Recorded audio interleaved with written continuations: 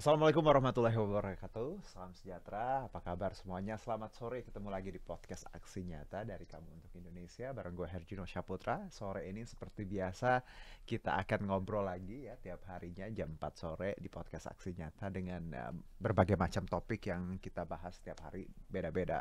Ada politik, sosial, budaya, kesehatan, ekonomi, hobi, musik, olahraga, semuanya biasanya tiap hari punya insight yang berbeda-beda. Nah, kalau kali ini kita akan bicara mengenai sisi kesehatan dan somehow ini juga penting untuk kita tahu ya, nggak hanya cowok cewek juga semuanya sama karena ini knowledge-nya sifatnya sangat universal, sangat I think it has no gender, jadi semua orang harus tahu biar nantinya kita juga makin paham bicara mengenai kesehatan tema yang akan kita bahas kali ini. Belum saya bocorin.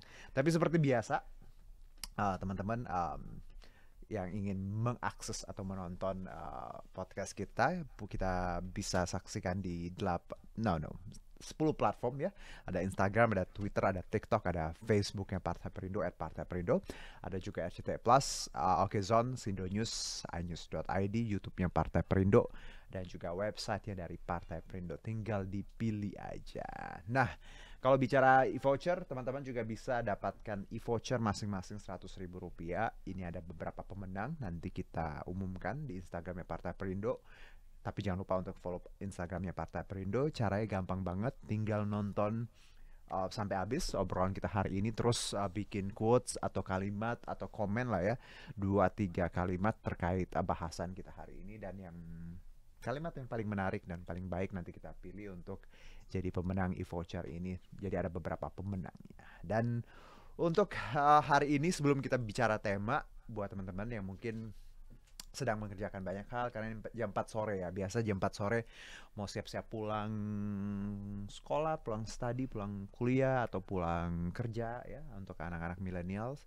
Mungkin agak tough hari ini, tapi nggak apa-apa, yang namanya hari macam-macam kan, ada yang hari baik, hari yang tough, hari yang melelahkan, tapi yakin kalau kita ngerjainnya dengan ikhlas dan niat baik, besok pasti akan ada banyak kesempatan lagi yang datang. Jadi jangan gampang nyerah, jangan gampang um, cepat aduh gua nggak bisa, karena somehow yang bikin kita kalah tuh diri kita dulu, bukan orang lain. Jadi kalau kitanya yang udah nyerah duluan, sayang banget kan. So make sure kalau kalian tetap semangatnya on fire dan tetap punya optimisme, karena nggak ada yang gampang sebenarnya dalam hidup. But make sure kalian adalah orang yang kuat untuk menjalani everything yang kalian punya untuk hari-hari kedepannya. Nah, tema hari ini seperti yang gue sebutkan di awal bahwa it has no gender. I do agree, karena bicara ASI eksklusif, gue bisa segede ini karena ASI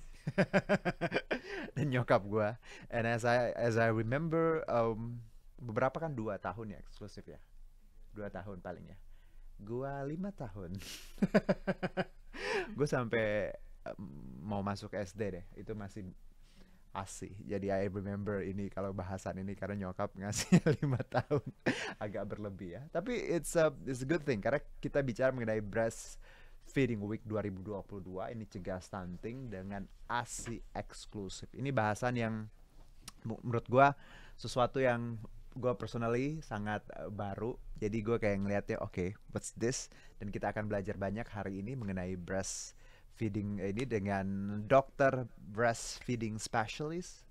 Ada dokter Nadia U Putri CBS. Assalamualaikum dokter. Waalaikumsalam, Iya, aku Mas. panggilnya dokter Nadia ya. Iya, betul. U-nya apa dok? Utami. Oh, dokter Nadia Utami Putri CBS.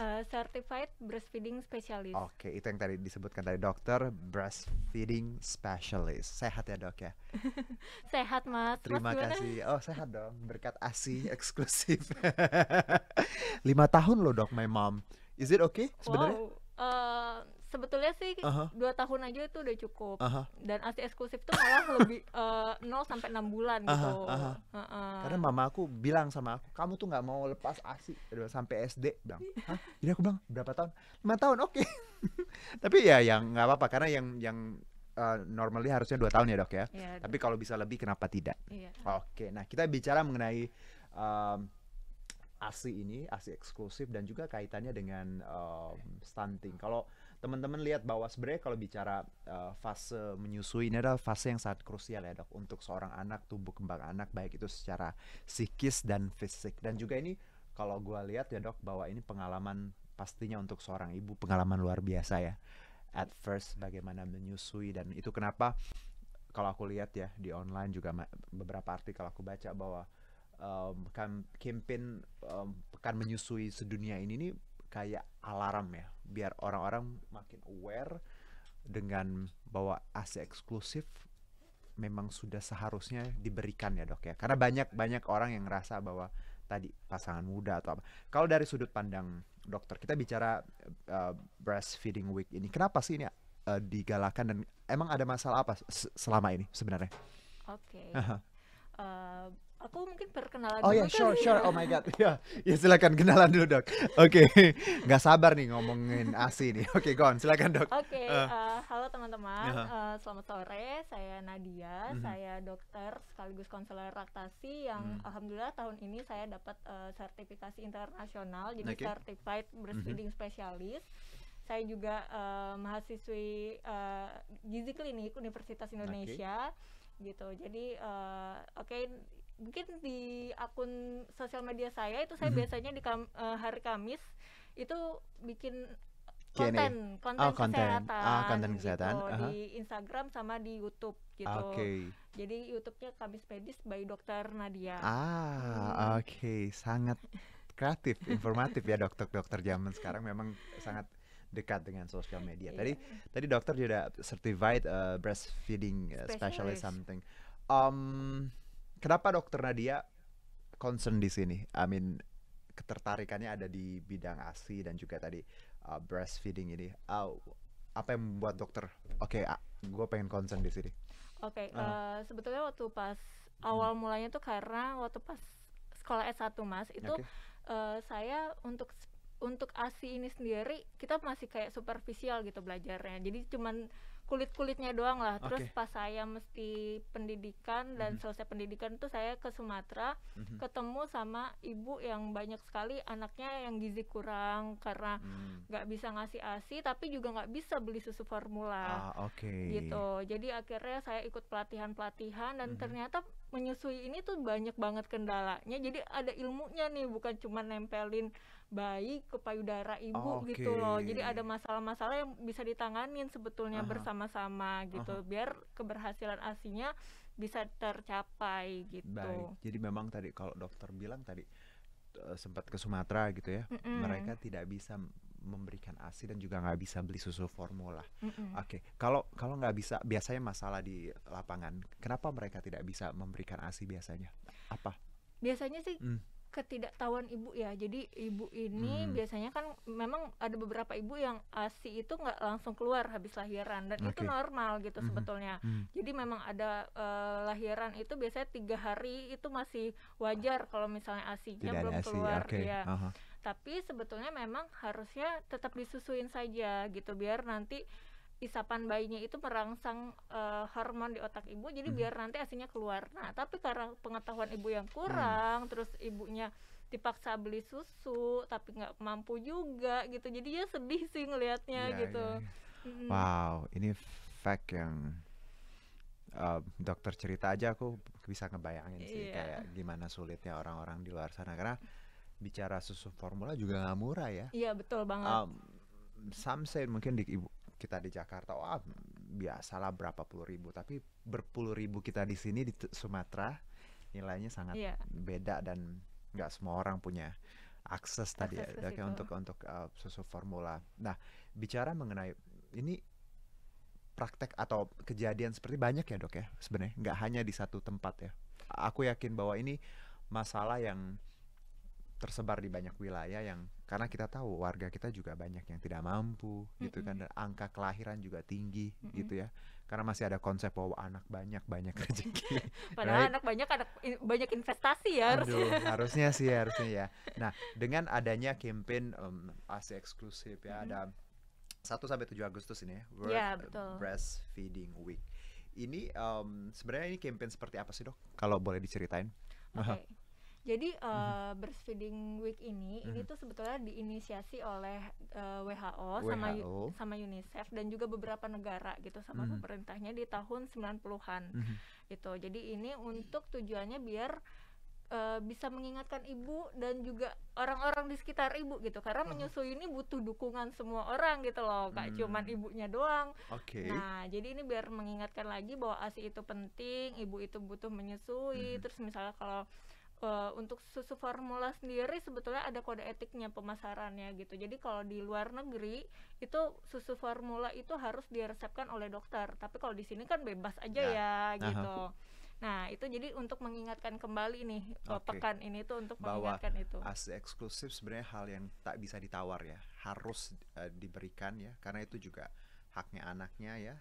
Tapi kalau kita lihat juga ya beda-beda kondisi, kadang beda-beda hambatan juga banyak. Nah dok, kalau selama dokter sekolah juga ke daerah-daerah dan juga banyak campaign, apa sih yang sering salah konsepnya ketika ibu menyusui anak, atau knowledge seperti apa sih yang harusnya, yang umum, yang harus tiap ibu muda, nggak hanya tiap ibu muda ya, remaja juga harus tahu someday terkait ASI. Apa yang bisa dokter berikan konsep-konsep umum yang biar kita nggak salah? Ya sebetulnya banyak banget nih mitos yang apa ya, mungkin turun temurun. Terus karena kita nggak tahu, jadi kita mengikuti kata orang tua, kata mertua, karena mereka dianggap udah lebih berpengalaman gitu. Jadi kayak misalnya ada yang disebut kolostrum. Kolostrum itu ASI yang pertama kali keluar nih. ASInya memang warnanya lebih kuning, lebih kental. Nah itu kadang dibuang sama disuruh dibuang sama neneknya, padahal itu lebih bagus gitu mas. Memang untuk otak bayi bagus banget, untuk daya tahan tubuh bayi bagus banget, tapi dianggap karena ASInya jelek, warnanya kuning banget, kental banget gitu. Jadi itu sih banyak hal yang kayak, terus dalam sekali menyusui misalnya itu kan ada ASI itu ada 2 jenis ya. Jadi ada yang agak lebih encer warnanya, itu karena kandungannya juga berbeda. Jadi dia lebih banyak air, lebih banyak protein. Nah kalau yang di agak lama nih menyusuinya itu nanti ada lebih kental nih warnanya, jadi karena ada lemak. Nah itu tuh kadang ibu-ibu tuh mikirnya, oh kalau ASIku encer berarti nggak bagus, berarti ASInya jelek nih dok gitu. Padahal nggak juga, itu memang udah dibutuhkan oleh si bayi dan emang diciptakan Tuhan buat ibu, buat biar bisa memenuhi kebutuhan bayi gitu. Aduh, ini knowledge yang sebenarnya simple ya, tapi banyak kita nggak tahu. Apalagi tadi dengar katanya dibuang lah segala macam. Dan ini penting banget ya dok untuk disampaikan ya. Semakin sering diulang, semakin yang nonton juga di sini ya, cowok cewek tahu kan sekarang. Ya jadi dikasih tahu ke saudaranya dan juga yang nonton sekarang bahwa ketika menyusui pertama kali ada kolostrum ya dok ya, itu jangan dibuang. memang bentuknya seperti itu. Dan kalau bicara juga knowledge seperti itu dok, atau ada hal lain nggak dok yang kadang yang sering kita temuin yang dokter kadang surprise dengan treatment atau apa yang ya ibu-ibu di luar sana lakukan ketika memberikan ASI? Ada hal lain misal selain ini?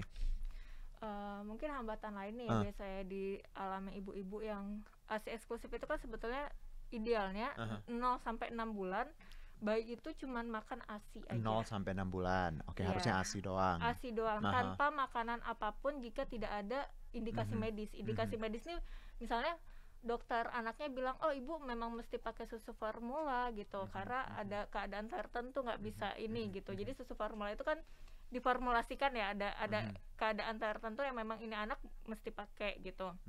Nah tapi kalau tidak ada itu sebetulnya ASI itu masih tetap yang terbaik. Nah saat si ibunya tidak tahu gitu loh, jadi merasa ASInya kurang, merasa nanti dia disuruh sama orang tuanya, sama dukungannya nggak cukup lah gitu. Jadi nanti dia beli susu formula gitu. Padahal sebetulnya produksi ASI ini menentukan juga, karena semakin sering ibunya nyusuin, semakin banyak nih produksi ASInya. Oke.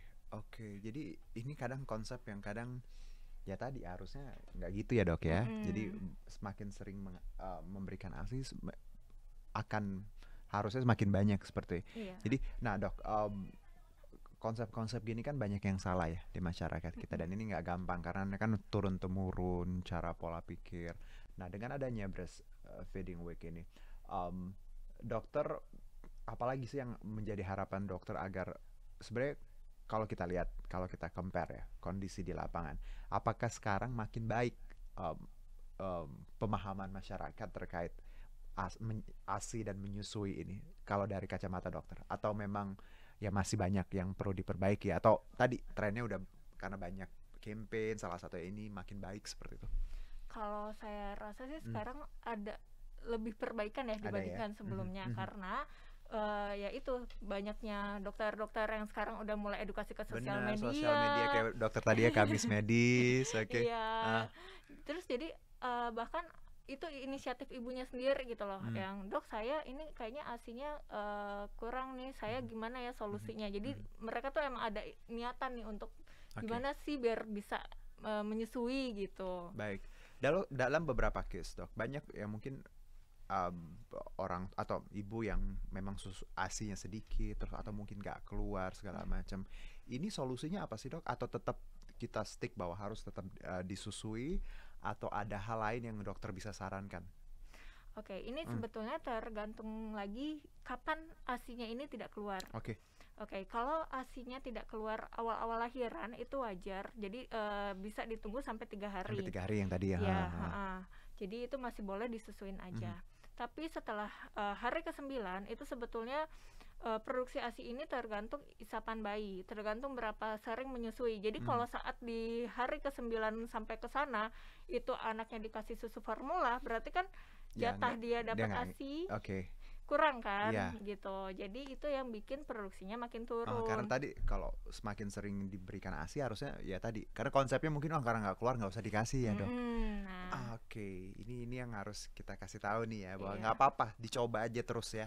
Iya, tapi kalau misalnya udah ada di lewat dari 9 hari itu nanti dilihat lagi nih. Jadi dilihat lagi sama dokter ya, apakah ini memang butuh susu formula dulu untuk sementara, sampai ASINya keluar gitu. Ada juga digunakan donor ASI mungkin. Sekarang udah banyak nih yang donor ASI. Itu gimana? Jadi ibu-ibu yang ASINya berlebih, dia mendonorkan ASINya ke yang kurang gitu. Tapi ya, tapi ini juga ada balik lagi ke kalau di Islam sendiri takutnya katanya mahram ya. Karena takutnya ASINya itu nanti jadinya saudara sepersusuan gitu. Nah itu juga. Nah terus kalau misalnya sebetulnya kalau di ilmu laktasi ada yang namanya relaktasi mas. Jadi kalau ASINya nggak keluar sama sekali, dia mungkin sempat boleh dikasih susu formula, karena nggak mungkin dong bayinya mau makan apa nih gitu kan. Nah dia dikasih susu formula tapi sambil dibantu pakai alat bantu ke payudara ibunya. Jadi dikasih alat selang ke payudara ibunya biar nanti si bayinya alat itu ngalirin susu formula tapi si bayinya tetap ngisep payudara ibunya. Diharapkan nanti hormon ibunya tuh terpicu gitu. Jadi biar nanti ASINya tetap keluar gitu. Ini literasi yang semuanya harus tahu ya dok ya. Tadi aku bilang nggak harus perempuan, cowok pun ya, we never know someday kita punya anak atau apa, atau nggak usah nunggu punya anak, kakak kita atau saudara. Ini knowledge yang menurut aku harus diteruskan gitu, karena sayang sekali kalau banyak anak-anak bayi yang hilang haknya karena tadi ketidaktahuan orang tuanya ya. Tapi ini penting untuk kita saling ngasih tahu, dan ini semua dokter sering obrolin ya di YouTube-nya juga ya. Good, nice job dokter. Terima kasih loh buat info-info ini, biar karena aku yakin ini kan priceless ya, maksudnya ilmu kayak gini nggak semua orang harus buka buku gitu ya, nonton YouTube pun, nonton podcast kita. Benar. Bagaimana tadi ngasih edukasi. Nah bicara stunting, ini menarik kan, tadi judul kita kan peringati Breastfeeding Week 2022, cegah stunting dengan ASI eksklusif. Kalau buat teman-teman yang mungkin stunting sering denger kan, ini ya apalah segala macam ya. Tapi kalau aku baca ini memang terkait gagal tumbuh ya akibat akumulasi ketidakcukupan zat gizi. Jadi tumbuh tuh nggak hanya bicara berat badannya dok ya, tapi juga tinggi, right? Yep. Nah kalau stunting kaitannya dengan menyusui, apakah memang serat itu dok? Karena ASI eksklusif yang baik, yang bagus, bisa mencegah stunting atau seperti apa? Oke, kalau kita bicara stunting itu sebetulnya banyak faktornya nih teman-teman. Jadi nggak cuman karena dia kan biasanya terjadi di 1000 hari pertama kehidupan. 1000 hari itu kurang lebih berapa? 2 tahun lebih, 2 tahun lebih. Okay. Karena dari usia kehamilan 9 bulan itu udah dihitung 270 harinya, terus sisanya 730-nya setelah bayi itu lahir sampai 2 tahun gitu. Dan biasanya ini tuh stunting ini tuh ya itu ada banyak faktor, bisa dari asupan ibunya kurang saat hamil gitu, terus juga tidak diberikan ASI eksklusif, terus pemberian makanannya juga pas MPASI-nya nggak cukup gitu, terus ya faktor tadi kemiskinan gitu, nggak bisa beli makanan atau sanitasinya kurang, air bersihnya kurang gitu, nggak mau. Jadi banyak faktor, salah satunya dari ASI ya. Jadi tapi juga konsumsi ibu waktu hamil segala macam. Nah kalau kita bicara angka stunting ya dok ya, di Indonesia tuh cukup tinggi, bahkan salah satu yang tertinggi di Asia Tenggara ya. Jadi ini stunting balita Indonesia di atas 24%, ini 2021 loh. Lumayan, 24% tuh angka yang puluhan ya, udah 20-an lebih, itu cukup tinggi. And then kalau kita lihat fakta ini dok, apa yang harus kita lakukan pemerintah ya, Departemen Kesehatan dan dokter-dokter juga ya, agar stunting ini bisa dicegah? Tadi literasi pasti ya, pemahaman ketika hamil menyusui. Ada tambahan nggak dok? Sebetulnya pemerintah nih udah lagi gencar-gencarnya nih mas gitu, karena dia lagi pemerintah itu lagi bikin pencegahan stunting ini biar targetnya bisa jadi 14%. Ini kan 24 ya. Turun 10 lah ya paling tidak. Iya turun 10 gitu diharapkan. Nah ini 10 tuh jangan dikira sedikit, karena kan jutaan juga gitu anak Indonesia kan. Nah terus apa sih yang pemerintah udah lakuin? Pemerintah tuh udah kerja sama nih sama pemerintah daerah, terus bikin campaign, terus juga sekarang lagi bikin tuh rancangan undang-undang yang cuti ibu hamil itu ya, ibu melahirkan 6 bulan ya. 6 bulan. Terus abis itu juga katanya kan itu juga ya cuti suami ya 40 hari ya. Jadi diharapkan itu bisa jadi upaya biar anaknya tetap bisa diberikan ASI gitu. Jadi itu salah satu usaha agar pemerintah tadi menurunkan angka stunting di tanah air. Tapi di luar itu dok, aku rasa di luar cuti lah ya, plan segala macam, I think kemiskinan itu yang paling penting sih ya, paling utama. Karena ya cuti tadi memang bisa kalau memang bagus ya 6 bulan ya, kenapa tidak. Cuman bicara kemiskinan kan nggak semua orang bisa beli makan layak segala macam. Ini menurut dokter paling tidak ya, ketika orang hamil dan menyusui, apa sih yang harus dipenuhi agar ya yang paling tidak harus kita konsumsi untuk ibu dan ya keluarga? Jadi makanannya sebetulnya balik lagi ke makanan gizi seimbang ya. Jadi dalam satu piring itu harus ada karbohidratnya, protein, lemak gitu. Terus minum yang cukup. Karena kalau ibunya kekurangan air juga itu gak bagus juga gitu buat badannya si ibu gitu, dan kesehatan bayinya nantinya. Nah, kadang yang miskonsepsi lagi, yang salah nih di masyarakat, ibu disuruh makan banyak tapi makanannya tidak bagus gizinya. Junk food. Ya, gorengan. Lagi hamil ya makan aja nggak apa-apa begitu ya. Gitu. Padahal kan sebetulnya bisa nih, misalnya ibu. Berarti no excuse ya sebenarnya, kalaupun hamil maksud mau makan juga nggak boleh semuanya gitu, nggak boleh sembarangan juga. Jadi kalau bisa tuh misalnya cemilan nih, cemilannya mungkin susu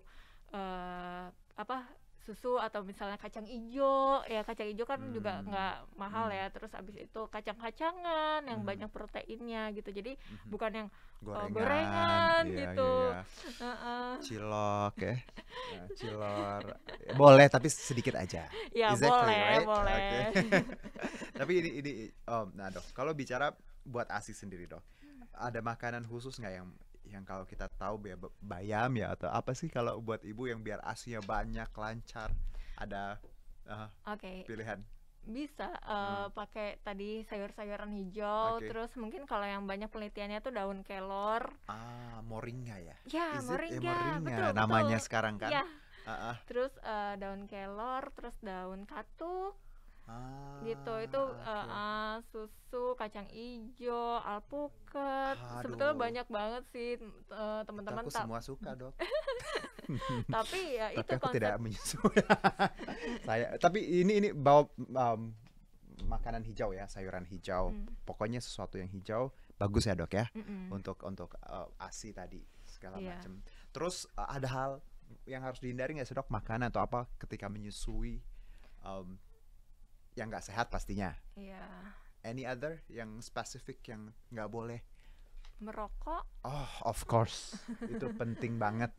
Karena merokok, yes. Produksi ASI itu ada penelitiannya dipengaruhi juga sama merokok. Dok ya, banyak banget aku lihat ibu-ibu yang egois ya. Lagi hamil, khususnya di ibu kota ya. Lagi hamil, lagi menyusui. Ya, I know ya, mungkin mereka sebelumnya ngerokok, tapi please ya, kalau lagi hamil itu kan ada anak ya dalamnya dan menyusui. Dokter sering kan lihat case mereka ngerokok gitu ya. Dan totally ternyata sangat tidak dibenarkan ya, Dok, untuk merokok ketika menyusui dan hamil ini. Karena ada nikotinnya itu yang mempengaruhi produksi ASI. Dan bukan hanya misalnya si ibu yang merokok, orang-orang di sekitar juga nggak boleh kan, Dok, harusnya. Betul. Oke, ini juga knowledge yang harus kita kasih tahu bahwa sebenarnya ngerokok, hamil nggak jangan ngerokok ya kalau bisa ya. Ya, Dok ya. Bukan masalah hamil atau tidak hamil. Apalagi terlebih lagi hamil, mengandung, atau di sekitar kita lagi ada orang hamil menyusui, masa kita ngerokok. Jadi jangan egois. Dokter pun tahu kan, paham bahwa aku kan itu kan hamil kok ngerokok gitu. Ya lagi-lagi ini yang harus disampaikan. Dok, kalau bicara mengenai, ada artikel selanjutnya, Dok ya. Ini kenapa pentingnya ASI eksklusif ya. Cegah stunting, kalau yang di sebelah kanan sebelah sana berikan ASI eksklusif 0 sampai 6 bulan, benar ya. Terus pada usia 6 sampai 8 bulan berikan makanan lumat 3-4 kali. Jadi 6 sampai 8 bulan udah boleh ya, Dok ya, makan yang lembut, agak lebih lembut. Seperti misalnya apa, Dok? Bubur. Oke. Terus berikan imunisasi, posyandu ya, Dok ya. Ya, betul. Perilaku hidup bersih dan sehat, jangan beri makanan minuman selain ASI pada 0 sampai 6 bulan. Susui bayi paling sedikit 8 kali sehari, benar? Betul. Itu untuk umur? Untuk umur di bawah 6 bulan. Itu 8 kali sehari. Iya, 0 sampai 6 bulan itu sebaiknya ASI eksklusif sekitar 8 kali sehari. Waktunya ada timing nggak? Sebetulnya itu tergantung juga ngelihat keadaan bayi gitu. Jadi ada tanda lapar dan kenyang bayi sebenarnya gitu. Tanda lapar dan kenyang gimana? Nah, jadi kalau tanda lapar dan kenyang itu biasanya bayi tuh saat dia lapar itu dia kayak tangannya dia masukin ke mulut, terus dia mulai cari-cari gitu. Jadi kayak celingak-celingok. Terus tangannya ngegepel. Jadi kalau pas dia udah kenyang, biasanya dia tangannya agak lebih rileks gitu. Ada kebuka gini. Pantesan teman aku daripada yang menggepal semua, Dok. Lapar, Dok, ternyata mereka siang-siang. Sore-sore. Belum makan ya. Menggempal semua, Dok. Jadi ke bawah ya sampai sekarang ya. Sabar ya teman-temanku. Ternyata dari bawaan dari kecil, Dok. Ternyata baik. Selanjutnya, penyakit yang bisa dicegah dengan ASI. Ini penting juga ya, Dok. Ternyata mengasihi ya. Itu juga berguna untuk sang ibu ya. Betul. Karena mencegah tadi kanker payudara. Kalau untuk ibunya nih ya, kanker payudara riwayat keluarga, penyakit jantung koroner karena paling umum akibat pasokan darah ke otot. Penyakit jantung koroner, diabetes tipe 2. Kalau untuk bayinya, infeksi saluran napas bawah ya, Dok ya. Iya, betul. Gastrointestinal, apa ini? Gastrointestinal itu penyakit yang ada di saluran pencernaan. Jadi kayak di bagian perut gitu. Menarik, Dok, 50% infeksi telinga akut. Ini maksudnya apa, Dok? Ya, jadi kalau untuk ASI ini dia biasanya kan ada daya tahan tubuh ya. Jadi yang bedain ASI sama susu formula semahal apapun adalah di susu formula sampai saat ini belum bisa memasukkan zat-zat antibody. Yes. Ya, yang Because it's bikinan manusia, ya, and this one bikinan Allah, oke? ya, jadi antibody, terus antivirus, antibakteri itu nggak bisa dimasukin ke dalam susu formula. Oke. Gitu. Jadi ini bisa mencegah yang itu tadi, infeksi telinga, infeksi di saluran pencernaan bayinya, gitu, karena lebih mudah dicerna juga nih ASI ini dibandingkan susu formula, teman-teman. Betul. Terus juga ini dermatitis atopik ya, eksim atau peradangan pada kulit disertai rasa gatal. Terus sudden infant death syndrome, kematian mendadak pada bayi sehat. Iya, jadi ada bayi-bayi yang masih 0 sampai 6 bulan itu ada bisa kejadian ini sudden infant death syndrome gitu. Jadi dia bisa mungkin tersedak saat dia dikasih susu formula, teman-teman. Karena kalau DOT kan biasanya kita alirannya nggak bisa nih, nggak bisa menyesuaikan dengan bayi. Sedangkan kalau dia ASI, dia biasanya sama refleksnya tuh udah diciptakan Tuhan biar bayinya tuh nggak kesedek gitu. Jadi emang udah diciptakan biar ini deh gitu, menghindari penyakit. Tapi penting ya tadi, sebaik-baiknya ciptaan manusia ya nggak akan sesempurna yang sudah Tuhan kasih sebenarnya. Jadi itu kenapa ASI eksklusif, it's like a must ya, harus ya, bukan nggak usah ditawar-tawar deh. Kalau memang punya kesempatan kenapa tidak ya dok ya.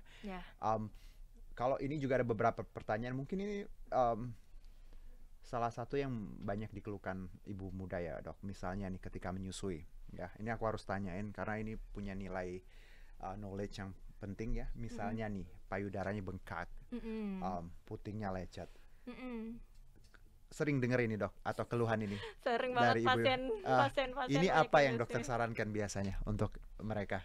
Oke, jadi kalau puting lecet itu teman-teman biasanya adalah karena posisi bayi menyusu itu tidak tepat. Gitu. Posisinya. Jadi itu tadi aku bilang, buat menyusui ini nggak cuma nempelin mulut bayi ke payudara ibu, tapi ada tekniknya yang ternyata gitu yang mesti dipelajarin. Nah, jadi kalau harusnya biar nggak lecet itu tuh biasanya mulut bayi itu terbuka lebar, terus dia nggak boleh cuman mengisap di puting ibu. Jadi kan di area puting itu ada area keitaman di samping-sampingnya. Nah, itu mulut bayi itu harus sampai ke situ, ke samping-sampingnya. Terus agak buka lebar gitu. Dagunya mesti nempel sama payudara ibu. Terus kalau posisi ibu menggendong bayinya tuh perut ibu sama perut bayi harus deket-deketan nih. Nggak kalau bayinya ngadep ke sebelah sana, itu dia ibaratnya jadi ngegigit gitu. Maupun dia belum punya gigi ya gitu kan. Jadi kayaknya nanti itulah yang bikin si putingnya lecet tadi. Gitu. Terus ini memang banyak jadi keluhan, dan akhirnya ibu kadang suka, karena mungkin nggak ketemu dokter yang tepat atau mungkin tenaga medis yang tepat gitu, jadi merasa udahlah kalau nggak susu formula aja deh, soalnya aku nggak bisa nyusui, ini lecet banget, sakit, itu sakit banget rasanya mas gitu. Yes, saya tidak akan mengerti, cuman ya sudahlah. Bener ya bunda-bunda ya, sakit banget ya. Oke, nah banyak ibu yang nyerah tadi, akhirnya beli susu formula. Nah, tapi berarti cara pencegahannya tadi posisinya, terus perutnya tadi, ada hal lain yang mungkin bisa jadi obat atau apa? Oke, kalau misalnya untuk obatnya sendiri, kalau udah putingnya lecet nih, biasanya diperah aja sedikit ASI-nya, ditempelin ke puting yang lecetnya. Oke, itu bisa jadi itu ya? Jadi obat gitu ya? Gitu, oke. Tapi selama puting lecet itu kalau bisa disusuin di bagian yang tidak lecet dulu, karena itu sakit kan. Jadi tapi sambil tetap ASI-nya dikeluarin nih gitu. Kalau enggak nanti bengkak kalau ASI-nya nggak dikeluarin teman-teman gitu. Nah, terus habis itu kalau emang masih nggak bisa juga ada salep namanya lanolin. Itu komposisinya lanolin, jadi bisa juga pakai itu gitu. Tapi sambil dibetulin nih perlekatannya, kalau nggak tetap aja nanti habis itu lecet lagi. Dan yang salah kaprah tuh orang selalu bilang ya menyusui itu memang sakit, ya menyusui ya ibu-ibu yang zaman dulu ya menyusui itu emang berdarah-darah gitu, emang wajar, nggak apa-apa. Salah, kalau menyusui berdarah-darah berarti salah perlekatannya. Wow, gitu. Nice ya. Oke, sebenarnya banyak hal ya dok yang bisa kita kasih ke teman-teman yang nonton di sini ya, karena tapi sayang sekali waktunya habis. Tapi sebenarnya dokter tadi sudah nyebut bahwa tiap hari Kamis di konten sosial medianya ada edukasi kayak gini. Jadi sebenarnya nggak perlu takut ya dok, nanti bisa ke dokter Nadia bagaimana konsultasi. Tapi yang kita obrolin tadi luar biasa dok. Semoga makin banyak orang-orang aware ya, pasangan muda, calon juga pasangan muda. Satu dok, yang sebelum kita tutup, apa yang bisa kita lakukan ya, baik itu keluarga, pihak laki-laki, pasangan ya, hal apa yang harus kita lakukan ketika saudara, istri atau keluarga kita ada yang menyusui, yang masih ya tadi sangat baru, apa yang bisa kita lakukan sebenarnya? Iya, jadi mungkin untuk pasangan muda, milenial, generasi Z gitu ya. Jadi kalau untuk saat fase hamil dan menyusui, tolong diperhatikan banget asupan gizinya, gitu. Karena memang itu penting banget nih di 1000 hari pertama kehidupan itu, otak bayi itu lagi berkembang cepat banget. Jadi kalau dia asupan gizinya kurang gitu, dia bakal bisa stunting, bisa nanti dampaknya anaknya jadi bodoh, jadi pendek lebih dibandingkan seusianya. Terus dia juga jadi nanti banyak faktornya, bisa kesehatannya terganggu gitu. Kalau mentally ibu-ibu ini ya memang harus tadi ya, pasti kan agak labil ya. Pasangan keluarga harus seperti apa? Pasangan keluarga misal ibunya bekerja, itu dukungannya harus kuat banget nih untuk biar ibunya bisa tetap bahagia, tetap senang, karena hormon prolaktin, hormon saat menyusui itu tuh keluar kalau kita senang gitu. Terus juga didukung ibunya untuk tercukupi kebutuhan gizinya gitu. Makanya jangan kalau ya ibu menyusui dibantu ya, maksudnya jangan dibikin sedih, jangan dibikin stres, jangan dinyinyirin. Exactly. Dan dok, kalau tadi 1 sampai 2 tahun, lebih dari 2 tahun nggak apa-apa sebenarnya menyusui? Sebetulnya sekarang penelitiannya yang terbaru, WHO juga merekomendasikan boleh di atas 2 tahun, karena ada juga manfaatnya buat bayinya dan ibunya gitu. Manfaat untuk perkembangan otaknya. Jadi juga masih bagus. Setelah 2 tahun masih ada ASI, go ahead, asal tergantung ibunya. Jadi untuk menyapih itu tergantung ibu dan si bayinya pas udah 2 tahun misalnya ya. Kalau dia udah mau berhenti ya udah nggak apa-apa. Tapi kalau mau lanjut kayak ibunya Mas Juno sampai 5 tahun juga ya tidak masalah kalau ibunya mau. Dua-duanya komitmen ya, anaknya mau. Dok, terima kasih sekali.